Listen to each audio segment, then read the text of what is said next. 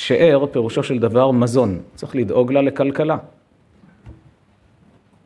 הוא מחויב לספק את הצרכים של המזונות, כמה צריך לתת לה אוכל, כמה מזון. כותב הרמב"ם, העשיר לפי עושרו.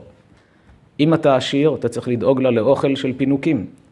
אם אתה עני, אז לפי היכולות שלך. אבל לדאוג לה שיהיה לה את המזון שהיא זקוקה לו, זה מחויבות של הגבר. כסותה, ביגוד. כותב הרמב"ם, ביגוד זה לא רק בגדים ממש, אלא חייב לדאוג לה למדור, שיהיה לה מקום לישון. לכלים יומיומיים שהיא צריכה להשתמש בהם. מיטה, שולחן, כיסא, כלי אכילה.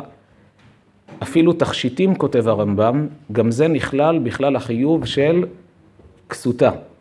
הגבר חייב לדאוג לאשתו מפעם לפעם, שיהיה לה תכשיטים, שהיא תהיה מאושרת, זה צורך שלה. היא זקוקה לזה והוא צריך לספק לה את הדברים.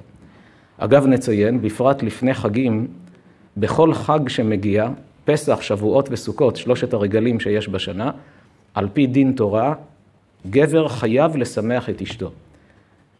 כתוב, ושמחת בחגיך. איך משמחים? אומרת הגמרא, גבר צריך לדאוג לעצמו שיהיה לו כל חג בשר ויין. גברים שמחים מבשר ויין. אישה, תן לה בשר ויין, לא בדיוק עשית לה טוב על הלב. אז במה משמחה? שואלת הגמרא, במה משמח את האישה? בבגדים נעים, בתכשיטים יפים, דברים שהיא שמחה בהם. בית הילדים משמח בממתקים, מה שהם אוהבים. חיוב על גבר, לדאוג שכל בני המשפחה יהיו בשמחה בכל חג וחג, זה גם מצווה מהתורה. אז אמרנו שאירה כסותה, זה כל הצרכים שלה, ועונתה. כלומר, מה שבינו לבינה זה גם מחויבות על הגבר לספק את הצרכים של רעייתו.